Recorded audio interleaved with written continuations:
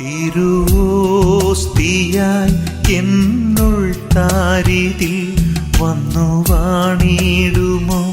ഓരോ വിശുദ്ധ കുർബാനയിലും പരിശുദ്ധനായ ദൈവം ദിവ്യകാരുണ്യമായി നമ്മുടെ ഹൃദയത്തിലേക്ക് കടന്നു വരുന്നു. വിശുദ്ധ ക്ലെമന്റ് ഇപ്രകാരം പറയുന്നു: ദൈവം നമുക്ക് സുലഭമായി പരിപോഷണം നൽകുന്നു. അവന്റെ മാംസരക്തങ്ങൾക്ക് മുൻപിൽ മനുഷ്യന് ഒന്നിനും കുറവുണ്ടാവുകയില്ല.